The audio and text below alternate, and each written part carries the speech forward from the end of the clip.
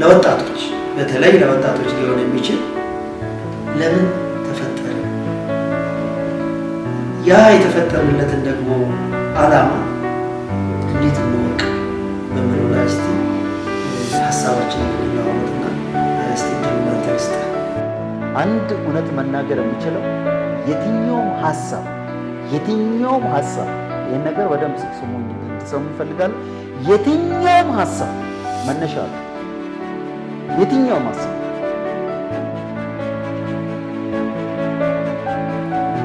ሻሎም ተመልካቾቻችን፣ ባለፈው በነበረን ውይይታችን ወጣቶች ከእግዚአብሔር ዓላማና ዕቅድ ጋራ እንዴት ህይወታችንን እናጣጥማለን በሚለው ዙሪያ ብዙ ነገሮችን አውርተናል፣ ተነጋግረናል።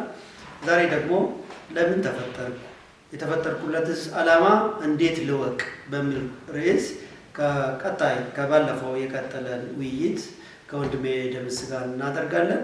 እንግዲህ እኛ ተራ በተራ ነው እየተጠያየቅን እያወራን ያለ ነው። ለወጣቶች በተለይ አሁን በዚህ ጊዜ በወጣትነት እድሜ ላሉት ወንድሞች ትልቅ ሸክምና ደግሞ እናንተን ለማገልገል ካለን ጽኑ ፍላጎት እንዲሁም ደግሞ ያለፍንበትን ልምድ ተሞክሮ እንዲሁም ደግሞ በእውቀትም በትምህርትም ያገኘናቸውን ነገሮች ለማካፈል ነው። እናንተም ደግሞ አብራችሁን ሀሳብ በመስጠት እኛን ደግሞ በማማከር እኛንም ደግሞ ግብአት እየሰጣችሁን ከኛ ጋር እንድትቀጥሉ በዚህ አጋጣሚ ለማሳሰብ እንፈልጋለን። ይህ ቪዲዮ ደግሞ ሌሎች ጋር እንዲደርስ ሰብስክራይብ፣ ኮፒ፣ ሼር እንድታደርጉ በጌታ ፍቅር ለመጠየቅ እንፈልጋለን። እናመሰግናለን። እንግዲህ ወንድሙ ደምሴ ባለፈው ሳምንት ያወራነው ላይ በተለይ የእግዚአብሔር ዕቅድ የእግዚአብሔር ዓላማ ከሰው ልጆች ምድር ላይ ሲኖሩ ካለው የህይወት ዓላማ የህይወት ዕቅድ ጋር እንዴት ይጣጣማል፣ እግዚአብሔር እቅዱ ምንድን ነው፣ ሰዎች እቅዱን እንዴት ያውቃሉ የሚለውን አንስተን በደንብ አወርተናል። ከዛ እንደውም እንትኑ ወደ ወጣቶች ወስዶን ወደ ወጣቶች አዘንብለን ስለ ወጣቶች እያወራን ነበርና እስቲ ዛሬም ለወጣቶች በተለይ ለወጣቶች ሊሆን የሚችል ለምን ተፈጠረ፣ ያ የተፈጠረለትን ደግሞ ዓላማ እንዴት እንወቅ በሚለው ላይ እስቲ ሀሳባችንን እንለዋወጥና እስቲ እድሉን ላንተ ልስጥ። አመሰግናለሁ። ያው አንዱ በምድር ላይ ስንንቀሳቀስ በምድር ላይ በዚህ ስጋ ውስጥ ስንኖር ከሚያስፈልጉን ነገሮች አንዱ የተፈጠርንለትን ዓላማ ማወቅ ብቻ ሳይሆን ያንን ዓላማ እንዴት እናውቃለን፣ ለዛ ዓላማ ደግሞ የሚያስከፍለንን ዋጋ ከፍለን ያንን ዓላማ ሪያላይዝድ ለማድረግ ወይንም ደግሞ ለመጨበጥ የሚያስፈልገንን ትግሎች መታገል ነው። ህይወት ጦርነት ነች። መጽሐፍ ቅዱስ በምድር ሳላችሁ መከራ አለባችሁ ይላል። ማለት ያለ መከራ የሆነ ነገር የለም። ስለዚህ ከዛ መከራ ውስጥ ግን ስንፈጠር ግን ራንደምሊ ዝም ብለን በዚህ ምድር ላይ የተጣልን ሰዎች አይደለንም። አንድ አልበርት አንስታይን E=mc² ፎርሙላ ከመስራቱ በፊት የተለያዩ ሳይንቲስቶች ቻሌንጅ ሲያደርጉት በሱ ዘመን የነበረው በ1913 ምናምን አካባቢ ቻሌንጅ ሲያደርጉት የነበረው ነገር ለነሱ የሰጠው መልስ ሁሌ ኢንስፓየር ታደርገኛለች። ምን ብሏል? ፈጣሪ አምላክ በዩኒቨርስ ዳይስ አይጫወትም ማለት ዲተርሚኒስቲክ ከሆነ ኤቭሪቲንግ ባውንድድ ከሆነ መነሻውም መድረሻውም የሚጫወት ከሆነ ዝም ብለን የተፈጠርን ሮቦቶች አይደለንም። አምላክ አጀንዳ አለው ለምድራችን። ያንን አጀንዳ ደግሞ መርምሮ ማወቅ፣ ፈልጎ ማወቅ፣ ፈትሾ ማወቅ፣ ሰርች አድርጎ ማወቅ ደግሞ የሰው ልጅ ክብር ነው፣ የሰው ልጅ ውበት ነው። መጽሐፍ ቅዱስም እንደዛ ስለሚል ማለት ነው። እና እቃቃ ጨዋታ ላይ አይደለም ዩኒቨርስ ያለችው። እያንዳንዱ ሰው ሲመጣ በአምላክ ግንባታ ውስጥ የበኩሉን ኮንትሪቢዩት ያደርጋል። አንድም ጡብ ይሁን በጡብ እንግለጸውና አንድም ነገር ይሁን የሆነም ነገር ይሁን ኮንትሪቢዩት የማያደርግ ያለ ዓላማ የተፈጠረ ሰው የለም። ይህንን ሐሳብ ብዙ ጊዜ እላለሁ ለሰዎች። ለምሳሌ የምርጫ የተመረጠ ሰው ነው እዚህ ምድር ላይ ያለው እያንዳንዱ የፈለገ የሃይማኖት ተከታይ ይሁን የሆነ ወቅት ላይ ግን ወደ ምድር ለመምጣት ግን ምክንያቱም ብዙ ጊዜ አወራለሁ ከሰዎች ጋር አንድ ሰው አንድ አባት እና እናት ሴክሹዋል ኢንተርኮርስ ሲያደርጉ አት ኤ ታይም ወደ 4 ሚሊዮን ስፐርም ሴል ኢጃኩሌት ይደረጋል። ከዛው ውስጥ አንዱ ስጋ ለብሶ መምጣት መቻል ማለት ከ4 ሚሊዮን ምርጫው እዛ ተጀምሯል ማለት ነው። ያ ማለት ለዓላማ ለራእይ መፈጠር እዛ ጋር ተጀምሯል። ራንደምነስ አይደለም የሚሰራው አምላክ፣ በራንደምነስ አይደለም የሚሰራውና አምላክ ደለብሬት የዓላማ አምላክ ነው። ስለዚህ ስንፈጠር ዓላማ አለን፣ ግብ አለን። ያንን ግብ እንዴት ልወቅ ጥያቄው። ያ ግብ ውስጣችን ነው ያለው፣ ኢንስቶል ተደርጓል። ግን ብዙ ድምጾች አሉ፣ ብዙ ጫጫታዎች አሉ፣ ብዙ ግብ ሊሰጠን የሚፈልግ ነገር። አንተም በባለፈው እንዳልከው ከሁለቱ ኢነርጂ ከሁለቱ ፓወር ውጪ መሆን አይቻልም። ወይ ከመልካም መለኮት ወይ ከክፉ መለኮት፣ ኒውትራል ሶስተኛ መንገድ የለም። ስለዚህ አንደኛውና ትልቁ መንገድ ከራእይ ጋራ ከእውነተኛ መለኮታዊ ራእይ ጋር ለመገናኘት በትክክለኛ መንገድ መሆንን ማረጋገጥ አንደኛ ነው። ከዛ በኋላ ደግሞ ከመጣም በኋላ ዓለም ራሱ የተለያየ ጎሎችን ይሰጠናል። እነኛ ጎሎች ስህተት ናቸው ማለት አይደለም። ያሉ ጎሎች ሁሉ በአምላክ መለኮታዊ ጥሪ ውስጣችን ከሚራበው ራብ ጋር ረሃብ አለ፣ ውስጣችን ህልም አለ፣ ውስጣችን አምቢሽን አለ። በጣም መሆን የምንፈልገው ነገር በአስፓየር የሚያደርገን ከሌሎች ነገር ለይተን ውስጣችንን ትኩረታችንን የሚስብ ነገር አለ። ያን ነገር ምልክት ሊሆን ይችላል። ብዙ ማለት በየቀኑ የተለያየ ፍላጎቶች ሊኖሩን ይችላል። ከአምላክ የሆነው ግን 10 ዓመት 5 ዓመት 20 ዓመት አይለቀንም። በቃ ስናይ ደስ የሚለን ስናይ ወይኔ ይሄንን ብንሆን የሚለው ነገር አለ። እሱን ነገር ከመጽሐፍ ቅዱስ ጋር ጸልየንበት እንይዝና በዛ ዙሪያ ጎል እናወጣለን ለራሳችን። የዛሬ 5 ዓመት የዛሬ 10 ዓመት የዛሬ 20 ዓመት እንዲህ ይሆናለሁ ብለን ባላወጣንበት ጎል ዲዛይን ባላረግነው ዲዛይን ወይንም ደግሞ እቅድ ባላቀድንበት ነገር ለምን እንዲያልሆንኩም ተብሎ ከሰማይ የሚንጠባጠብ ነገር የለም። አምላክ ሮቦት አይደለም የፈጠረው። ድንቁን ሲሰራ ድንቁ አትሊስት በራሱ የመወሰን መብት ያለው ፍሪ ዊል ያለውን ሰው ነው የፈጠረው።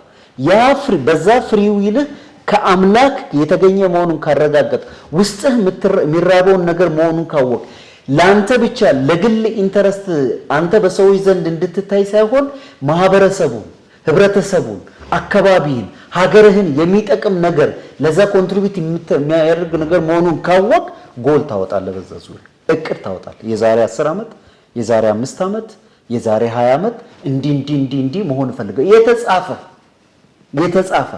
በተለይ እኔ ለወጣቶች በጣም ኢንከሬጅ ማድረግ ፈልጋለሁ። በ10ዎቹ ዓመት አካባቢ ቁጭ ብሎ ስለዚህ ቤተክርስቲያን አካባቢ ደግሞ ወጣቶች ይሄንን እንዲያደርጉ ኢንከሬጅ ማድረግ ማስተማር፣ ወጣቶች እግረ መንገድ ከሰው ብቻ መጠበቅ ሳይሆን ሰልፍ ሄልፕ መጽሐፎችን ማንበብ፣ ሞቲቬት የሚያደርጉ መጽሐፎችን ማንበብ፣ በዛ ዙሪያ ላይ ሰርተው የራሳቸውን ግብ፣ የራሳቸውን ራዕይ፣ የራሳቸውን አጀንዳ መቅረጽ ይፈልጋሉ። ግን አንድ እውነት መናገር የምችለው የትኛውም ሐሳብ ይሄን ነገር በደንብ ስሙኝ እንድሰሙ ይፈልጋሉ። የትኛውም ሐሳብ መነሻ አለው። የትኛውም ሐሳብ ወይ ከክፉ ነው ወይ ከጥሩ ነው ወይ ከስጋ ነው። ያንን ሐሳብ ስክሪን አድርጎ ከሚጮሁ ድምጾች ውስጥ ለይቶ ለመለኮታዊ አጀንዳ ከመለኮታዊ አጀንዳና ለመለኮታዊ አጀንዳ ይጠቅማል ወይ በዛ የተቃኘ ነው ወይ የሚለው ጋር ማስኬድ የኛ ኃላፊነት ነው። ቁጭ ብለን there is no free lunch ይላሉ ነጮች። በህይወት ፍሪ ላንች የለም። አዳም ሲፈጠር ጥረግረ ብላ ነው የተባለው በውድቀት የተነሳ። ጥረግረ ብላ እንኳን ከውድቀት በኋላ የመጣ ነው። እኔ ደስ የሚለኝ የመጽሐፍ ቅዱስ ክፍል አለ። የሰው ልጅ የተፈጠረው ሊሰራ ነው እንጂ ሊዝናና አይደለም። አዳምን ምንድነው ብሎ ያለው? እግዚአብሔር አምላክ በምድር ላይ ዝናብን ገና አላዘነበም ነበር ይላል። ለምን ሲባል ምድር ላይ የሚሰራባት ሰው አልነበረምና። ሰው የመዝነቡ ምክንያት የሚሰራባት ሰው ሲኖር ነው። ስለዚህ የሚሰራባት ስላልነበረ ዝናብን አላዘነበም። ለምድር ግን ለጥማቷ የሆናት ዘንድ ጉም ከምድር ትወጣና እዛ ጋር ጥሩ ሀሳብ አምጥታልና አንድ ሁለት ጥቅሶችን ልስጥህና እነሱ ላይ እናውራ። አንደኛው ከብሉይ ኪዳን ነው፣ ሁለተኛው ከአዲስ ኪዳን ነው። ከብሉይ ኪዳን ቅድም አንተ ያነሳው ቦታ ላይ እግዚአብሔር አምላክ ሰውን በመልኩ በአምሳሉ እንደፈጠረ ይናገራል። እንግሊዝኛው መጽሐፍ ላይ in his own image አንደኛ እሱ እዛ ጋር ይጀምራል ማለት ነው። አዲስ ኪዳን ውስጥ ደግሞ ኢየሱስ ክርስቶስ ሰዎችን ሁሉ ሲጠራ እናንተ ደካሞች ሸክማችሁ የከበደ ሁሉ ወደ እኔ ሸክማችሁ አራግፍላችኋለሁ፣ ቀንበሬ በላያችሁ ላይ አረጋለሁ። ቀንበሬ ልዝብ ሸክሜም ቀሊል ነውና ይላል። ሁለቱ ቦታ ላይ በተለይ ካነሳነው ቶፒክ አንፃር ለምን ተፈጠርን፣ መፈጠራችንስ እንዴት እንወቅ፣ የተፈጠርንስ ዓላማ ጋር እንዴት እንጣጣም የሚለው ነገር ላይ እያወራን ስለሆነ እግዚአብሔር አምላክ ሲፈጥረን በራሱ አምሳያ በራሱ መልክ መፈጠር ማለት ምን ማለት ነው? አንድ ቅድም ደግሞ ስትል እንደነበረው ሰው ወይ ከእግዚአብሔር ያልሆነ ከባድ ሸክም ውስጥ ነው ኢየሱስ ክርስቶስ ሪፈር ያደርገው። ሸክማችሁ የከበደ ያለው በጣም ውስብስብ ጥልፍልፍ አድካሚ ዓላማ የሌለው ከባድ የሆነ ነገር ውስጥ አለ። ከክፉ የሆነ ወይ ከዚህ ዓለም የሆነ ወይ ደግሞ የጌታን ቀንበር አሁንም ነፃ አይደለም። ቅድም ስትል ለነበረው ማለት ነፃ አይደለም። መጥቶ እኮ በቃ ኑ ተዝናኑ፣ ኑ ወደ እኔ በቃ ምንም አትስሩ፣ ቁጭ ብላችሁ እንትን ብሎ አይደለም። አሁንም ቀንበር አለ። ግን ቀንበሩ ቀሊል ልዝብ መሆኑን ይናገራልና እዚህ ከሁለቱ ጥቅሶች አንፃር የኛ የመፈጠር ሚስጥሩንና ከዛ ምስጢር ጋር ደግሞ የመገናኘቱን እንትን እዛ ላይ ተንተርሰህ ብታብራራ ብዬ ነው። አዎ እንግዲህ ጥሩ ሀሳብ ነው። ከባድ ሀሳቦች ናቸው፣ በራሳቸው ጊዜ ዲማንድ የሚያደርጉ ናቸው። ምናልባት እንግዲህ ግን እዚሁ ጋር አንድ ነገር አዳም ሲፈጠር በአምላክ ኢሜጅ ነው። በአምላክ እንደ መልካችን እንደ ምሳሌያችን ምን ማለት ነው? እሱ እንደ መልካችን እንደ ምሳሌያችን ማለት ያው የሱን ኢሜጅ ተከታዮች ነው። ኢሜጁ መልኩ ለምሳሌ ያንተ መልክ በልጅህ መልክ ውስጥ አለ። የሆነ ነገርህን በልጅህ ውስጥ ማየት መቻል አለበት። ሙሉ በሙሉ ይመስላል እሱ እንድታብራራ ነው ፈልገው ነው። አሁን ሌላው ነገር ሁሉ እንዳይወጣብን ነው አይወጣም። ምክንያቱም እዛ ውስጥ ነው የተፈጠርንለት ዓላማ ያለው። በእግዚአብሔር አምሳል መፈጠር ማለት ምን ማለት ነው? በእግዚአብሔር አምሳል መፈጠር ማለት እኔ እስከሚገባኝ ማለት ነው። ጌታ ኢየሱስ የሆነ ቦታ የተናገረ ቃል አለች ጥቅስ፣ አባቴ ይሰራል እኔም እሰራለሁ። አንድ እቺን ያዝልኝ። ሁለተኛ እዛው ዘፍጥረት ላይ እንመለስና በሰባተኛው ቀን እግዚአብሔርም ስራውን ሰርቶ በሰባተኛው ቀን ከስራው አረፈ የሚል ነገር አለ። ስለዚህ አሁን ከግብና ከራእይ ጋር ስለምንሄድ መስራት ማረፍ አንዱ የአምላክ ስራ ነው። ኢየሱስም ለዛ ነው ስለ ሰንበት ሲያወሩት እንደዚህ የጠፋው ምን አባቴ ይሰራል እኔም እሰራለሁ፣ አባቴ ሰራተኛ ነው እኔም እሰራለሁ። ስለዚህ አንዱ እግዚአብሔርን መመስልበት መስራት ነው። ይህንን ሐሳብ የሚያጠናክርልህ ላምጣልህ። አዳምን ከፈጠረ በኋላ ዘፍጥረት 1:26 ላይ ሰውንም እንደ መልኩ እንደ አምሳሉ ከፈጠረ በኋላ ምንድነው ያለው?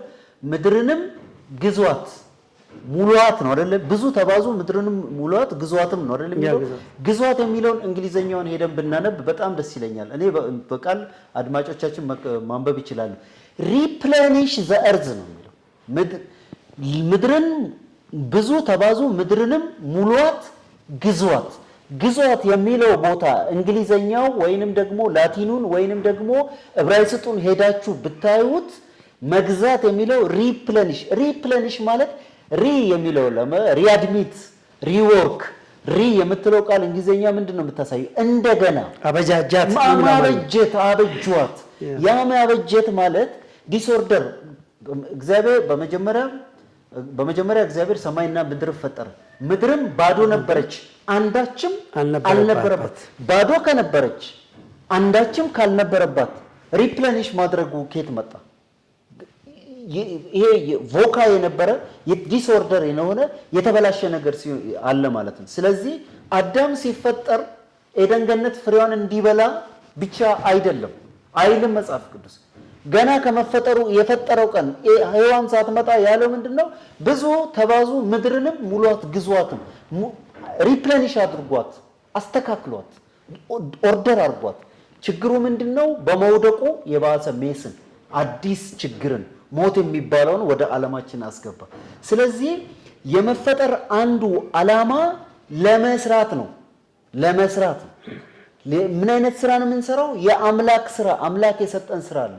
ለዛ ነው ኢየሱስ ክርስቶስ ዮሐንስ ወንጌል ላይ አምላክ ለሰጣችሁ ስራ አምላክ የሰጣችሁ ስራ ስሩ፣ እሱንም ምን አድርጓል? እግዚአብሔር አምላክ አትሞታል።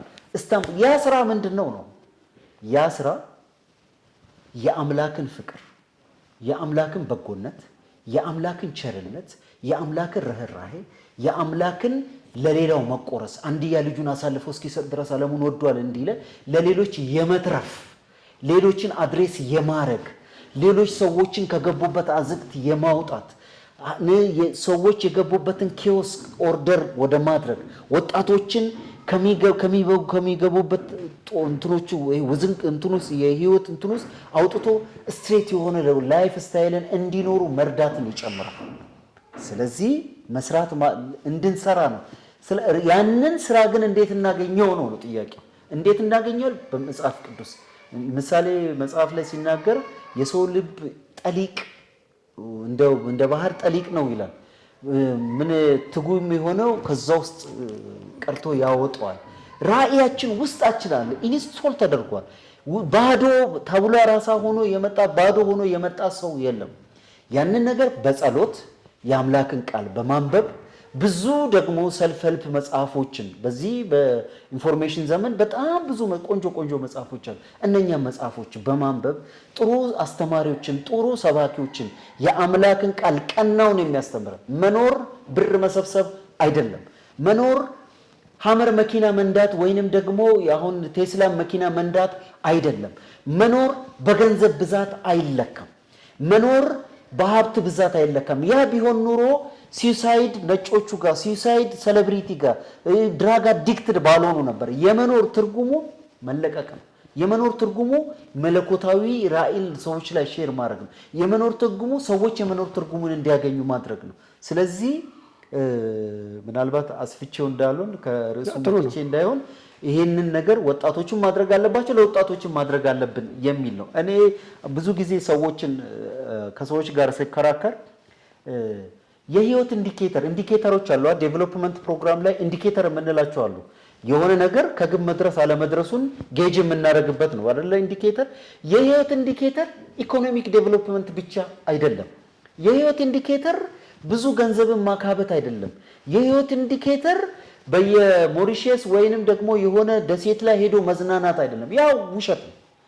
እነኛ ሰዎች ፍጹም ደስታ የለም። ፍጹም ደስታ ፍጹም የህይወት ኢንዲኬተር ሆሊስቲክ መሆን መቻል አለበት።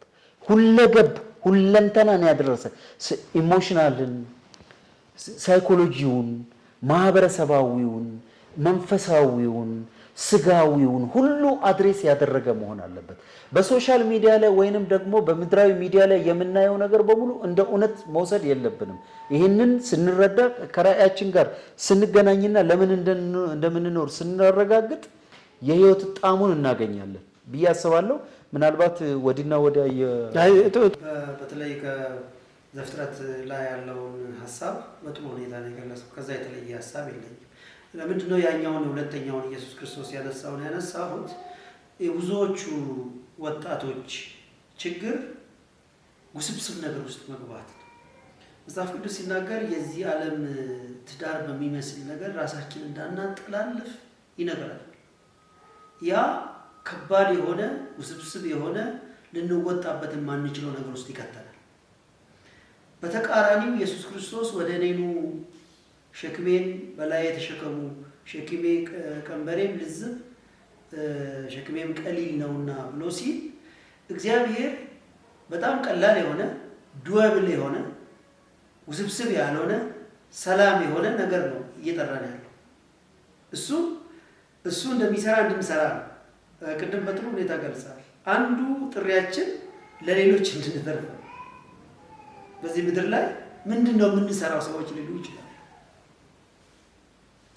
ለሌሎች መልካም ስራ መስራት ለሌሎች እንደሆነ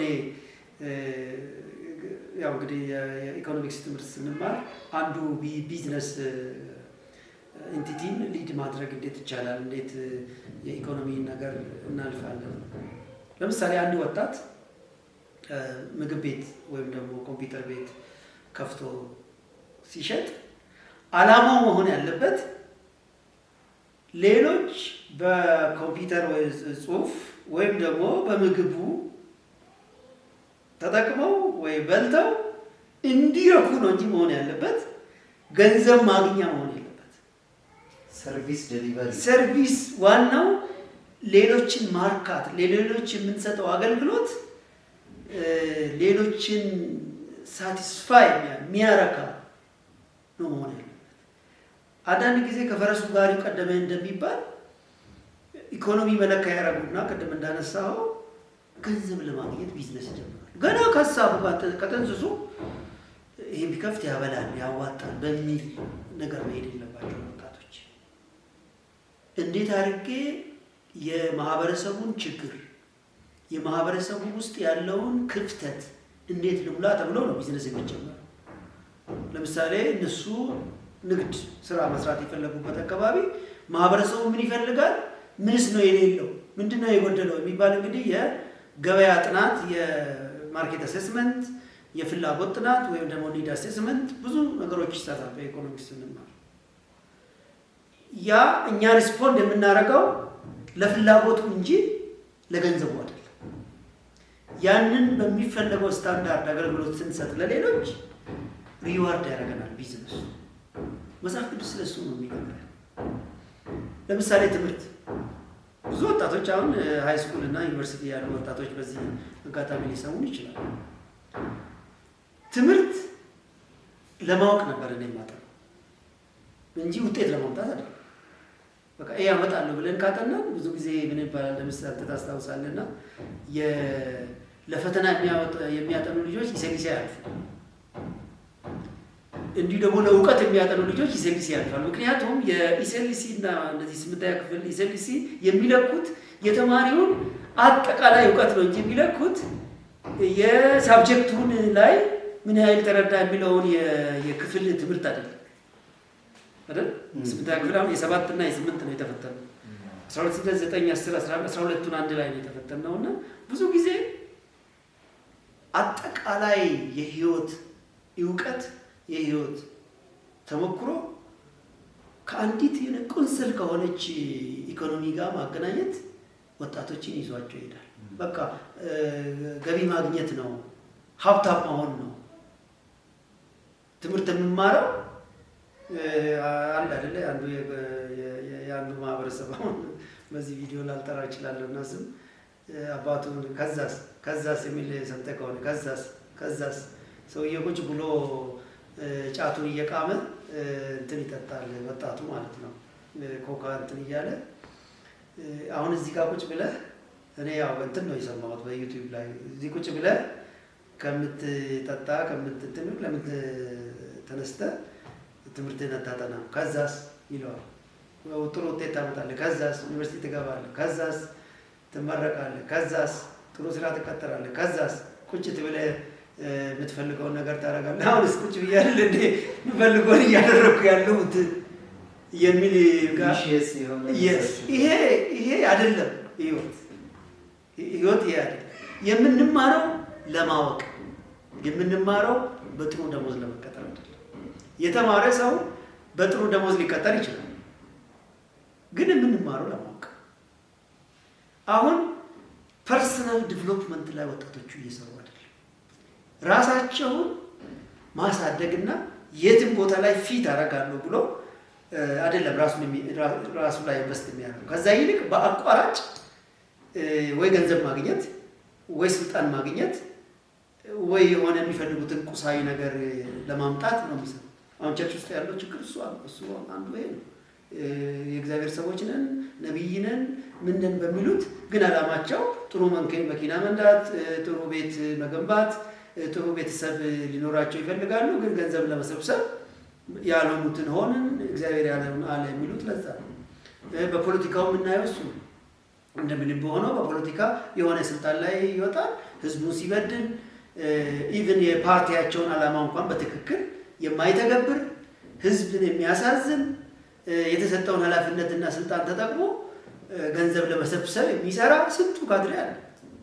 በቤተ ክርስቲያን እንደዚህ ወጣቱ ገና ለገና ትምህርት ጥሩ ውጤት ይዞ የተመረቀ ወይ ደግሞ ሰርቲፊኬት ያለው ሰው ጥሩ ቦታ ይቀጠራል በሚል ሀሳብ ወደ ኩረጃ፣ ወደ ተሳሳተ ህይወት ተሞክሮ ፈተና ለመድፈን ሳያጠኑ በጫት እየቃሙ በጫት ሱስ ጥሩ ውጤት ለማምጣት የሚሰሩ ሰዎች ይሏል።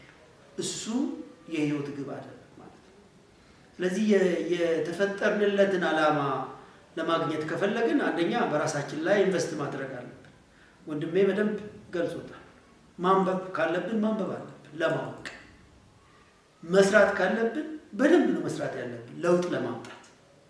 መስራት ዝም ብሎ አይደለም፣ ለውጥ ለማምጣት የሆነ መለወጥ የፈለግነው ነገር አለ፣ ማርካት የፈለግነው ነገር አለ። በደንብ መስራት አለብን ማለት ነው። በዛ ውስጥ ነው ራሳችንን የምናገኘው። ባይዘው አዳም እኔ አንዱ ቅድም አንተ ስትል ነበርና አዳም መጀመሪያ ለተፈጠሩት እንስሳት ስም ሲያወጣ የአዳም ፖቴንሻል እዛ ጋር ነው መገለጥ የጀመረው። እግዚአብሔር እንግዲህ ኢንስቶል አድርጎታል። ቅድም ስትል ነበረ ውስጡ የተሞላ ፕሮግራም የሆነ ነገር አለው። መቼም ያንን ሁሉ ስም አዳም አወጣ ከራሱ ብሎ ለመገመት እንግዲህ ሌላ ጊዜ ልናወራበት እንችላለን። የኔ መረዳት እንደዛ ስለሆነ እግዚአብሔር ግን በፊቱ ሲያሳልፍ ውስጡ አለ ያ እንስሳና እግዚአብሔር ኢንስቶል ያደረገው ስም እንዲህ እያለው መጨረሻ ላይ ምን ይላል? ስማቸው አዳም እንዳለው ሆነ ነው የሚለው።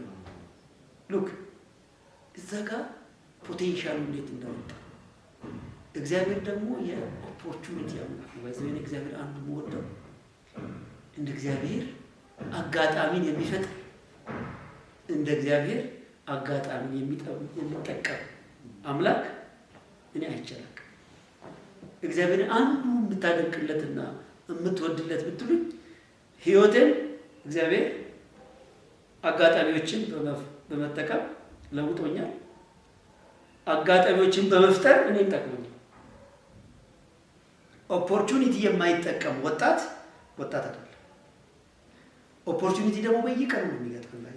ግን ስትል እዚህ ጋር ወንድሜ ድንቁ አንዳንድ ጊዜ እንደ ኦፖርቹኒቲ የሚታይ ነገር አለ በዚህ ዘመን። ቅድም እንዳነሳው ኦፖርቹኒቲ ማለት ኢን ዘ ኤክስፔንስ ኦፍ የወንድምህ እጣ ፈንታ የወንድምህ እድል መሆን የለበትም።